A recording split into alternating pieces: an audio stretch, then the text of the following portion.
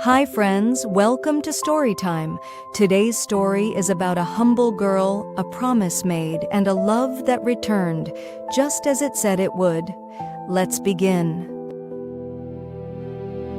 Long ago, in the wide-open lands of the American West, there stood a vast and prosperous ranch, owned by a wealthy family known for their power, their cattle, and their influence across the land.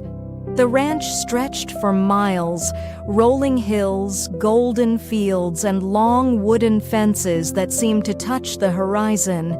It was a place of beauty, and also of great difference between those who had much and those who had very little. Among those who lived there were several young women, the daughters of the ranch superintendent. They were lively, confident, and full of dreams.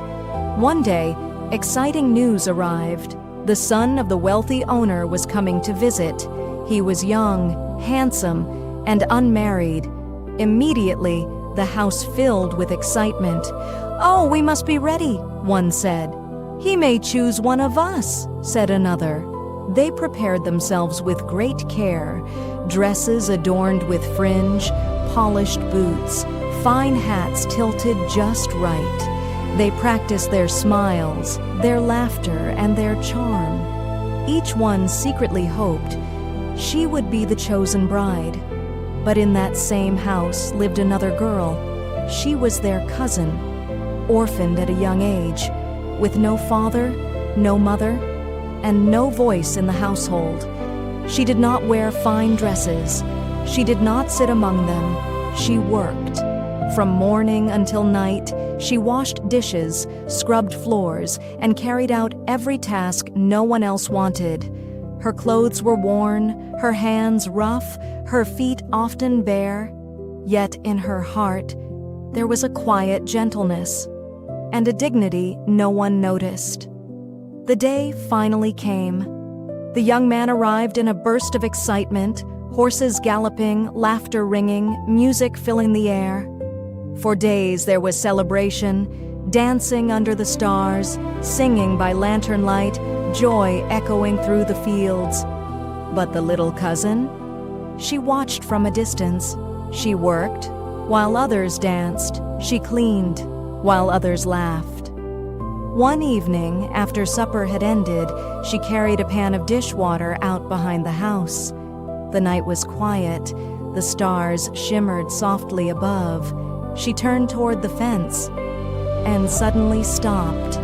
There, leaning quietly against the corral fence, stood the young man. Her heart raced. She lowered her head quickly, trying to hide her worn dress, her bare feet, her shame. She began to step backward, but then he spoke. "Don't be afraid." His voice was gentle, kind, unlike any she had heard before. He stepped closer. "I've come here for a purpose," he said.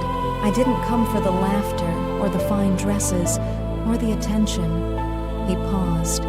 "I came to find a wife." She could hardly breathe. "I have watched everyone here," he continued, "and the one I have chosen," he looked directly at her, "is you." She was overwhelmed. "Sir, I am not worthy," she whispered.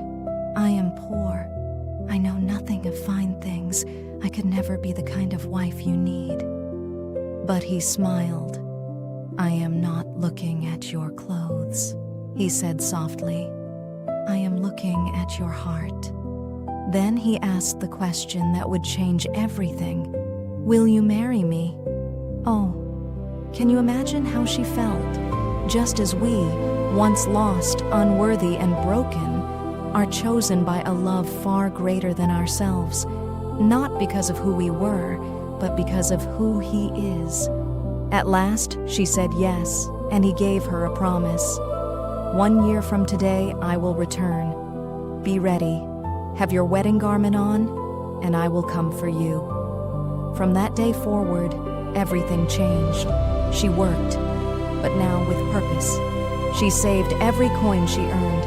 She prepared, quietly, faithfully. But the others? They laughed. "He'll never come back," they said. "You foolish girl." But she believed, deep in her heart. She knew.